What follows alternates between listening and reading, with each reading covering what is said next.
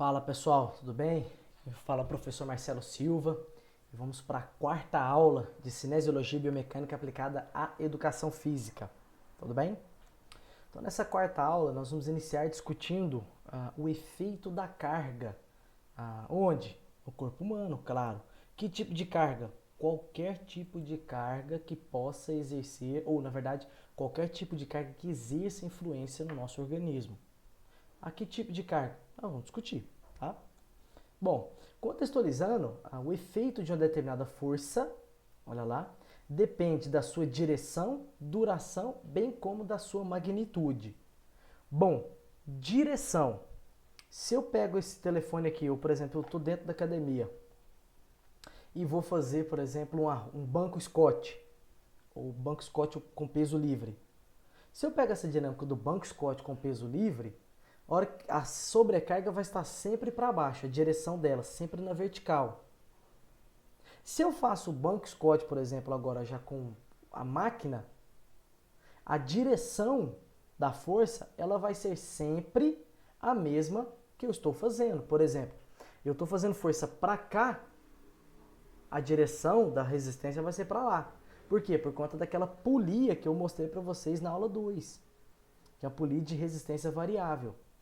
Duração. Bom, a duração, por exemplo, se você segura um determinado peso, 5 quilos, por exemplo, segura ele por 30 segundos, é uma determinada demanda para o seu organismo. Se você segura o mesmo peso por 1 minuto, 2 minutos, 3 minutos, a demanda, tanto energética quanto mecânica, estrutural, é outra para o organismo. E agora a magnitude. Se eu seguro 50 quilos por 10 segundos ou 70 quilos por 10 segundos, o tempo, a duração é a mesma, só que a magnitude é diferente. Então tudo isso exerce determinada, tudo isso influencia de uma determinada forma na sobrecarga imposta ao organismo. E levando em consideração tudo, ou levando em consideração que toda força depende da direção, duração e magnitude, nós não temos 3 tipos de sobrecarga, que são compressão, tensão e cisalhamento. Quais seriam essas? Bom, compressão, o nome mesmo já fala, é uma força de esmagamento. Tá? Dá um exemplo. Bom, você está em pé, a gravidade te empurra para baixo e o chão te empurra para cima. Mesma direção vertical, olha lá, mesma direção vertical e os sentidos, a cabecinha da seta, opostos. É a força de compressão. A força de compressão é a força que o corpo humano mais tem capacidade de sustentação. Tá? É a força que o corpo humano tem maior capacidade de sustentação. Segunda, força de... e outra coisa que tem que ser levada em consideração, desculpa, que aquela dinâmica da área, ela é levada em consideração aqui, tudo bem? Por exemplo, aqui eu tenho uma sobrecarga de, eu gosto desse número aqui porque é mais fácil, de 100 newtons. Se você olhar, por exemplo, o tamanho do corpinho da seta, é o mesmo. Se é o mesmo, ambas são de 100 newtons. Só que aqui eu tenho uma área maior e aqui eu tenho uma área menor. Se a área aqui é maior, a pressão vai ser menor do que aqui. Então, com relação à pressão, aqui é menor. Onde é que eu posso ver isso? Quando você vai olhar a sua coluna, olha aqui, a cervical ela tem um corpo da vértebra menor do que a da torácica e a torácica tem um corpo de vértebra menor do que a lombar. Então, se você está avaliando esses dois aqui, é como se você estivesse olhando a coluna lombar e a coluna cervical, por exemplo, tá? Desculpa. Por exemplo. O que isso aqui está me dizendo? Está me dizendo que se eu estou em pé, vamos hipotetizar que você em pé gere na lombar a mesma sobrecarga que se você estivesse plantando bananeira ou fazendo parada de 3. Tá? Vamos hipotetizar. Por que não é o mesmo? Bom, não é o mesmo porque depende da quantidade de coisas que está acima daquele determinado segmento. Tá? Vamos hipotetizar isso. Concorda comigo que a sua cervical vai sofrer uma sobrecarga, uma pressão maior do que a lombar? Mesmo sendo o mesmo corpo humano? Sim, por quê? Por conta da área dela. Tá? Isso tem que ser levado em consideração. Como eu disse anteriormente, olha aqui, cervical, torácica. Olha lá, primeira vértebra no caso, atlas, axis e todas as cervicais, torácicas e lombares. Superfície de contato aqui é muito maior. Então a área aqui é maior. Como a área é maior, a pressão, levando em consideração a mesma resistência ou a mesma força, a mesma sobrecarga, a pressão aqui é menor do que a pressão aqui. Tudo bem? Tensão é a segunda força. Pô, tensão é o oposto da compressão. Ah, quando é que isso aqui acontece? Se você ficar pendurado, por exemplo. Tá? Se você ficar pendurado, por exemplo, é um exemplo de tensão. Ah, dá mais um exemplo. Bom, vamos lá. Você vai fazer, por exemplo, um movimento de barra fixa ou puxada alta. À medida que você faz a puxada alta, o seu peso está para baixo e a polia está exercendo a resistência para cima. Tensão. Quando você pega um halter na academia e fica com ele em pé, estou em pé com o halter, o que, que acontece? Na sua coluna acontece compressão, porque o halter aumenta o seu peso, a sua massa corporal. Se você está com 20 kg de halter e pesa 80 kg, são 100 kg de massa corporal. São 100 kg de massa. Tá? São 100 kg de massa. Só que se você for olhar o segmento do braço, ou em relação ao ombro, o halter está empurrando para baixo e o seu ombro está fixado, fazendo uma força de reação para cima, tensão. Já a coluna está em compressão, se você estiver segurando uma resistência. Tá? E tem por último força de cisalhamento. Força de cisalhamento é quando você pega, por exemplo, uma força que vem para um sentido e imediatamente acima, por exemplo, mesma direção em sentido oposto. Isso é força de cisalhamento. É como se você pegasse um objeto e fizesse isso com ele. Tá? Pegasse aqui uma caneta assim, ó. Peguei a caneta. Empurrei a mão esquerda, empurro para lá, e a mão direita empurro para cá. Então isso aqui é força de cisalhamento.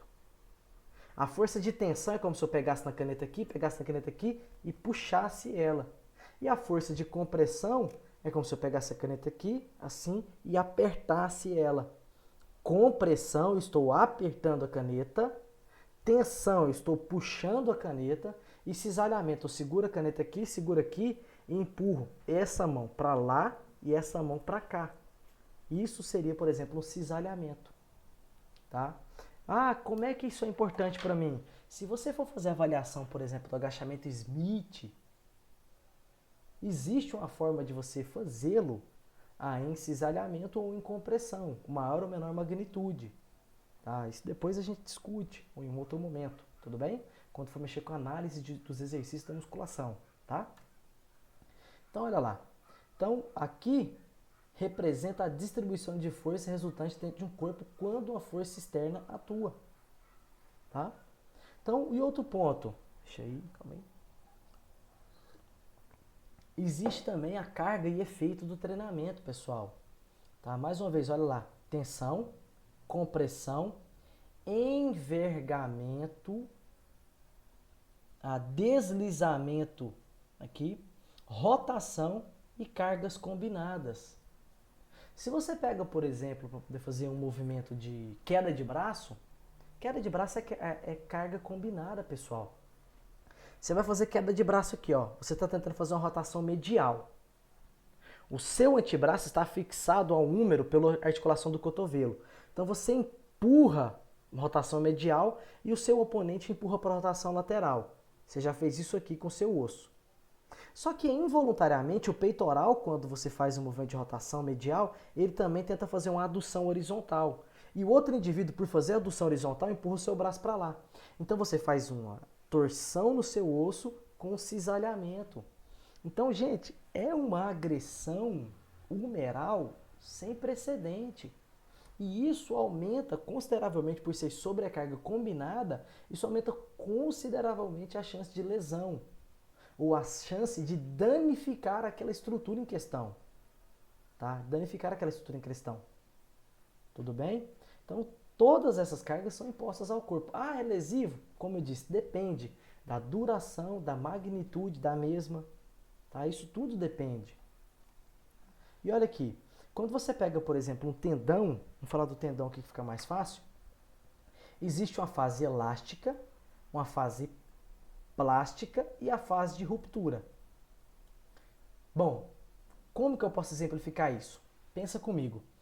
Se você pega, por exemplo, todo tendão ele tem uma capacidade, o músculo, ele tem um tecido, ele tem capacidade de ceder, tá? De ceder, depende do tecido, tá? Eu vou dar um exemplo aqui para vocês mais fácil com relação àquela sacola de supermercado. Se você pega a sacola de supermercado, ela até cede um pouco, é muito pouco em relação ao tendão. Tá? Por exemplo, você pega um elástico, desculpa, você pega o elástico, puxa, a hora que você solta o elástico, ele volta para o mesmo tamanho.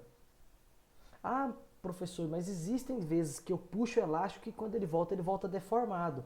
Isso é porque você passou do ponto de elasticidade dele. Aí você até volta o elástico sem rompê-lo, mas ele volta com deformação. Que é o exemplo que eu vou dar agora. Se você pega aquela sacolinha de um mercado, por exemplo, uma sacolinha que é amarela aí, pega ela e puxa. A hora que você puxa, ela cede um pouco. Só que quando você solta, ele não volta para o mesmo tamanho e a sacolinha ela fica deformada. Plástico, tá? Você não rompeu a sacolinha plástica, mas você a deformou. Tudo bem? E tem um limite de plasticidade. Se você continuar puxando aquela sacola, mesmo depois do ponto de deformação, ela pode chegar no ponto de ruptura. Então, por exemplo, o tendão, voltando aqui para tecido mole, ele tem uma capacidade elástica de se estender e voltar sem deformação. Existe um ponto que você pode causar deformação, mas ainda não há ruptura, e a ruptura do tendão. Tá? Muitas vezes, o que acontece? O tendão ele pode romper no seu ventre, ou no meio do tendão, ou ele pode romper descolando do osso, ou ainda mais, ele pode arrancar aquele segmento ósseo pelo fato da sua inserção ser extremamente forte. Tudo bem? Aí temos também carga repetida versus carga aguda. O que seria isso? Olha lá, lembra disso aqui? A dinâmica de poder ser lesão. Olha lá, carregamento agudo, aplicação de uma única força de magnitude suficiente para causar lesão em um tecido. Exemplo disso, o jogador de futebol está correndo, ele está correndo, e na hora que ele pisa no chão, um outro atleta vem dar uma pancada na perna dele, lembrando que perna é do joelho ao tornozelo, dá uma pancada na perna dele e fratura de tíbia e fíbula. Carregamento agudo, foi uma pancada única. Carregamento repetitivo, aplicação repetitiva de uma carga subaguda que em geral tem magnitude relativamente baixa. Isso aqui seriam, por exemplo, lesões por overtraining.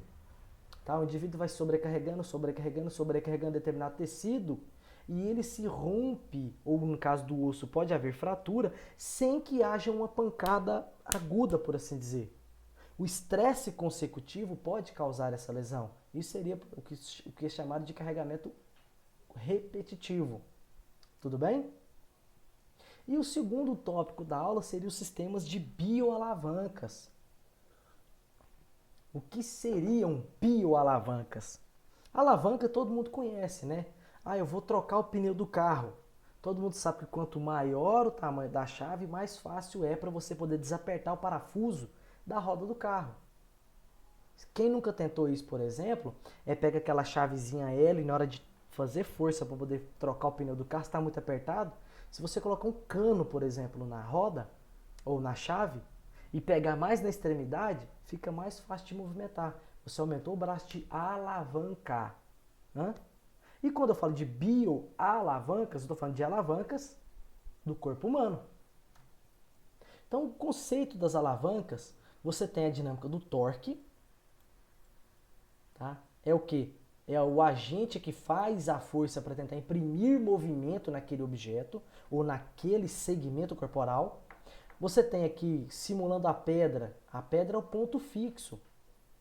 Tá? Então aqui é o ponto fixo ou fulcro dentro dos sistemas de bioalavanca. E você tem a resistência, que é essa pedra maior. A resistência. Torque ou potência, ponto fixo ou fulcro e resistência. Trazendo para dentro do nosso corpo, eu diria outra coisa. O que que eu diria aqui? Eu diria músculo, articulação e aqui mantém resistência. A resistência pode ser um objeto que você pegue ou a própria gravidade. Resistência, tá? Então, por exemplo, o torque, o que é torque? Torque é um monte de força. É uma força capaz de criar um movimento rotatório. Mas por que eu estou falando rotatório? Não poderia ser linear? Bom, se eu estou falando do corpo humano em relação à alavanca, a alavanca tem um ponto fixo. O ponto fixo diz o quê? Que está preso em determinada extremidade. Então, tudo aquilo que se movimenta é afixado em determinado ponto, ele é rotatório. Tá? Ele é rotatório. Tudo bem? Então, constituído por três partes básicas. O ponto de apoio, a potência, o torque e a resistência. O que seriam elas? O que seria o ponto de apoio? O ponto de apoio dentro do corpo humano é a própria articulação, tá? É o eixo ao redor do qual a alavanca pode ser o quê? Rodada. Só o corpo humano? Não. Aqui é porque é bioalavanca. Então nós vamos dar exemplo só do corpo humano. Se você pega um alicate, por exemplo, na hora que você aperta, a boca dele se abre e se fecha, mas tem um ponto fixo ali. Sempre tem um ponto fixo. Senão não é alavanca, tá? Potência me diz respeito ao quê? Ao músculo. Então o músculo faz o torque inserido num segmento na parte óssea. Quando o músculo faz o torque, acontece um movimento angular aqui, ó, do peso, por exemplo. Movimento angular, tá? Movimento rotatório. Então potência é a força aplicada à alavanca para promover movimento ou sustentação de equilíbrio. Se o indivíduo está em isometria aqui, significa o quê? Que o músculo está exercendo um torque e a resistência aqui, elas são similares, tá? E a resistência é tudo aquilo que resiste ao torque. Então a resistência é o peso de uma carga, quase sempre representado pelo peso do segmento. Então, por exemplo, todo esse segmento aqui também é peso. Ou carga externa. Carga externa seria o objeto que você está levantando, tá? E o próprio segmento corporal representa uma resistência natural. Graças ao quê? À gravidade. Sem a gravidade, o segmento corporal não seria uma resistência. Beleza? Existem três tipos de alavanca, tá? Quais seriam esses três tipos? Existe tipo, a primeira classe, que é a interfixa, segunda classe interresistente, terceira classe interpotente, tá? Interfixa. Inter é meio, fixo é ponto fixo. Significa o quê? O ponto fixo fica entre a resistência e o torque. Interresistente. Inter, meio. Resistência é meio. Significa que a resistência fica entre o ponto fixo e o torque. Interpotente. Potência é o torque. Significa que o torque fica entre a resistência e o ponto fixo. Olha quem está no meio. Quem está no meio vai te dar o nome dessa alavanca, vai te dar o tipo da alavanca, tá? Então olha aqui, ó, resistência, a pedra, apoio, está no meio e potência está aqui. Se o ponto fixo está no meio, interfixa. Se a resistência está no meio, interresistente. E olha aqui, a potência está no meio, interpotente. Interpotente. Tá? Então, olha aqui, resistência aqui. Aqui no meio, você tem, por exemplo, uma gangorra. Resistência está aqui, o ponto fixo aqui na frente, você tem aqueles carrinhos de mão. Tá? Você tem um carrinho de mão. E aqui, você tem, por exemplo, se você fixar uma pá, colocar uma pá na parede, já viram aquele exercício, na verdade, de remada cavalinho dentro da academia? Você afixa a barra aqui, coloca um triângulo aqui na barra e coloca as anilhas aqui na frente.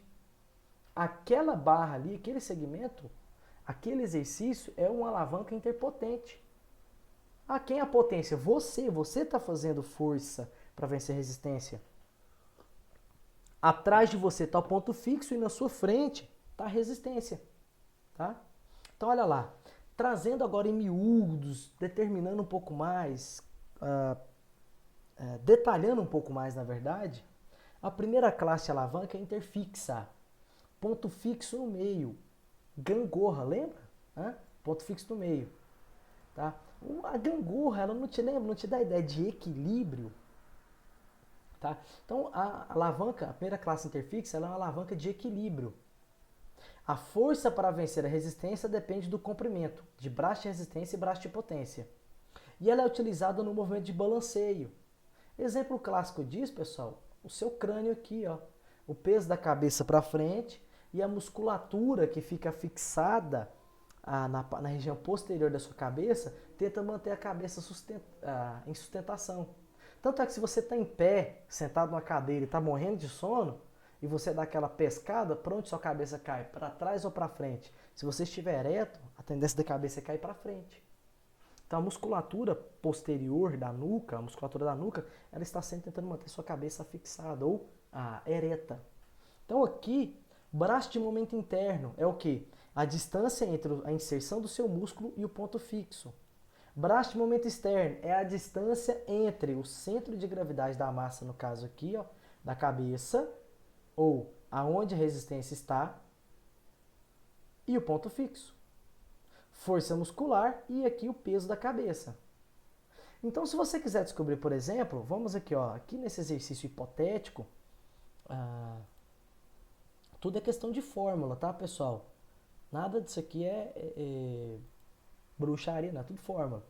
Então, se você pega essa fórmula, que é essa constante, ela vai ser utilizada para todas as alavancas. Força muscular vezes braço de momento interno. Força muscular vezes braço de momento interno, em centímetros. É igual ao peso da cabeça, no caso, vezes braço de momento externo. Bom, o exercício aqui ele nos deu o peso da cabeça, o braço de momento interno, que aqui são 4 centímetros, e nos deu o braço de momento externo. Aqui são 3,2 centímetros. E o que ele quer saber? Ele quer descobrir qual que é a força muscular. Bom, a cabeça pesa 3,2... A cabeça, desculpa aqui... Cadê o negócio, meu Deus? A cabeça pesa 46,7 newtons. Ou seja, eu quero descobrir a força muscular. Bom, basta eu isolar do lado de cá a força muscular, passo quem está multiplicando, passa dividindo, aí fica peso da cabeça, só substituir os valores. 46,7 vezes 3,2 dividido por 4. Ou seja, a força muscular é de 37,4 newtons. Aí você pergunta, pera, a cabeça está em equilíbrio, mas a cabeça pesa 46. Não seria 46 newtons para poder vencer resistência? Não necessariamente. Depende do quê? Do ponto fixo, depende da vantagem mecânica. O que seria isso? Vamos lá. A caneta tem 20 centímetros. Se eu pegar exatamente no 10º centímetro e puser 10 newtons de cá também tem que ter 10. Mas se eu trouxer o dedo 1 centímetro para cá que seja, e eu puser 10 newtons aqui, daqui para poder manter o equilíbrio, vai ter que ser, por exemplo, 12 newtons. Então é como se fosse uma gangorra, só que o ponto fixo está entre a resistência e o torque, mas ele não está exatamente no meio. Ele está entre. Estar entre duas pessoas não significa no meio, tá? Não significa no centro, desculpa. Então aqui não está no centro, tá? Então olha aqui, ó. Ponto fixo, força, resistência. Se o ponto fixo está no meio, interfixa. Mais uma vez, força é o torque gerado aqui atrás, a resistência está aqui na frente e o ponto fixo está no meio, que é o que? O cotovelo, interfixa. Beleza? Simples? Segunda classe de alavancas. A segunda classe ela é interresistente. A primeira alavanca é a alavanca de equilíbrio, a segunda é a alavanca de força. Tá? Ela é usada para força. O braço de potência é maior do que o braço de resistência. Aí você fica assim, não entendi. Bom, ponto fixo está aqui no meio. Aí você coloca um determinado peso aqui. Você precisa levantar 20 quilos aqui em cima, aqui, ó. Tá vendo o tamanho do braço da alavanca? Se eu fizer força aqui, eu vou levantar com muito mais facilidade o peso do que se fosse assim, ó. O peso aqui na ponta e eu fazendo força para levantar esse peso. Então, a alavanca interresistente ela é uma alavanca de força. O braço de potência é maior do que o braço de resistência. Bom, exemplo de interresistente. Aqui, ó. Ponto fixo está aqui na frente, quando você vai fazer panturrilha em pé.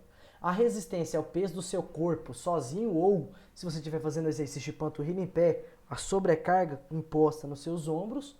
E o torque é o peso, é a força muscular, tá? É o músculo aqui atrás. A resistência está no meio. A resistência está no meio. Então olha aqui mais um ponto. Lembra do carrinho de mão? Então olha isso aqui. Do ponto fixo até o peso corporal é o braço de momento externo. Isso aqui.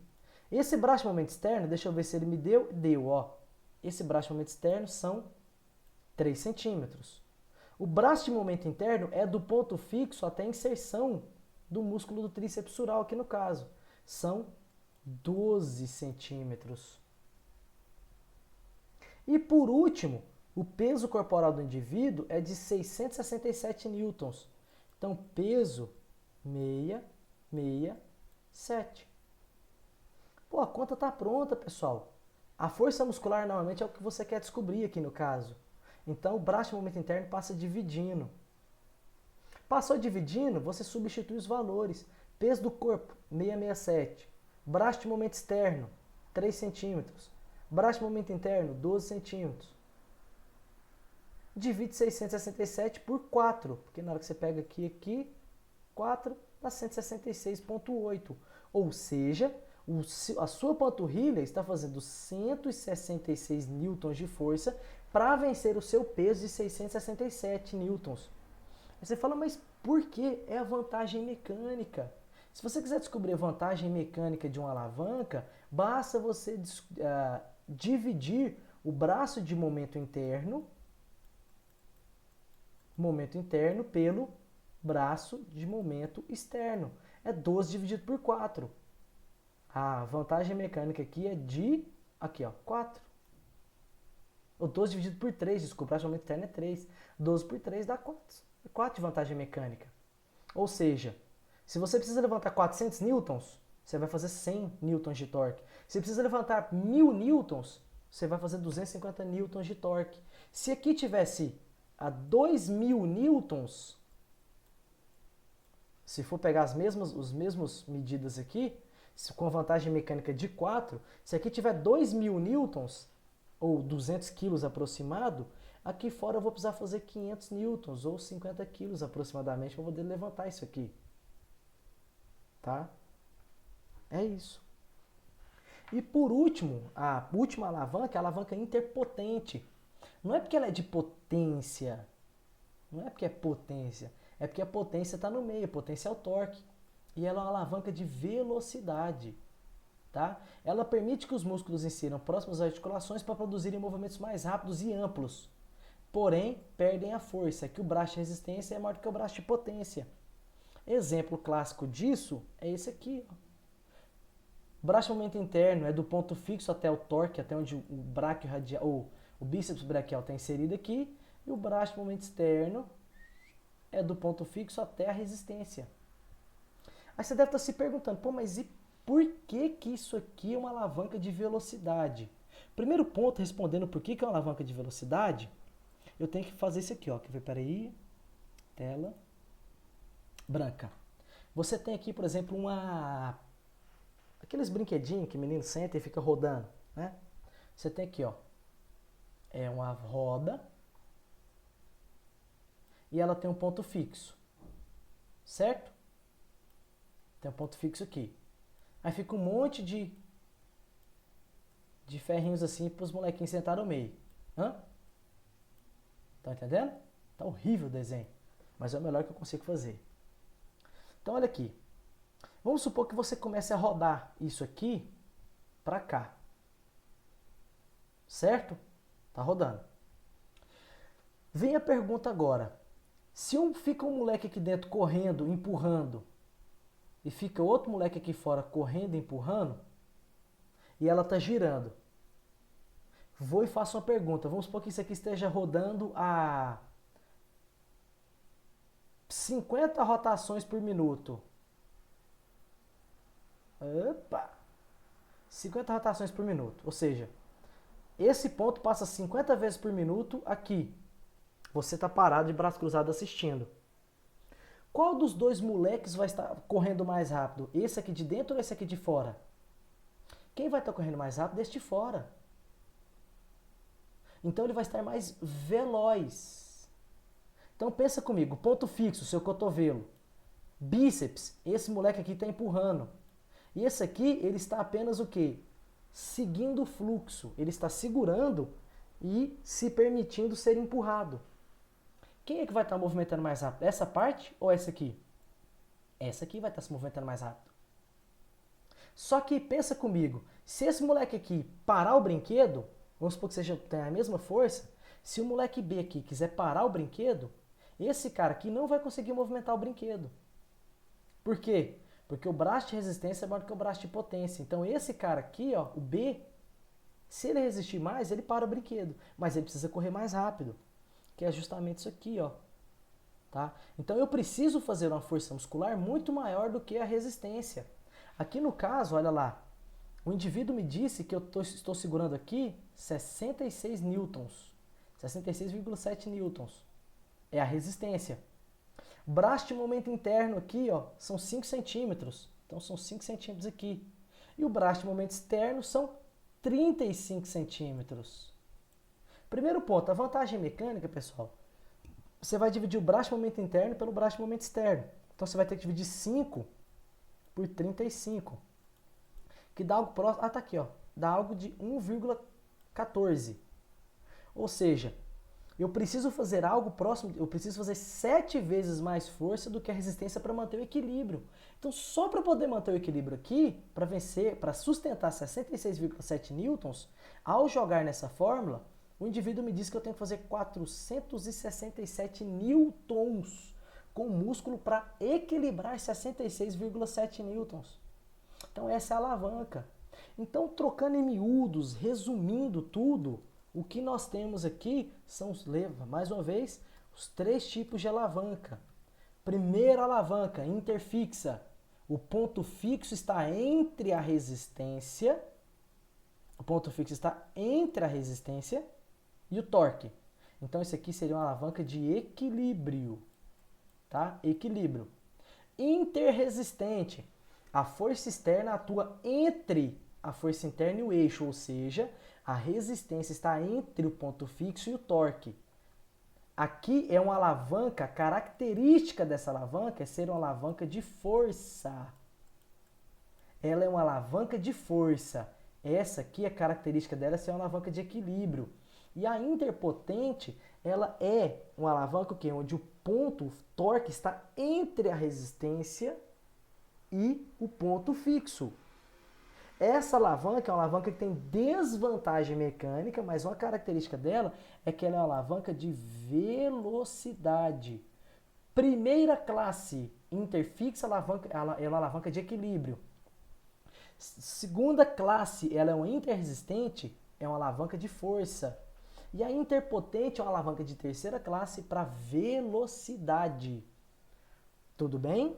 Então, desvantagem mecânica, vantagem mecânica. Aqui o torque é menor do que a resistência para equilíbrio. Aqui o torque é bem maior do que a resistência para equilíbrio. Tranquilos? Então, fiquem com Deus.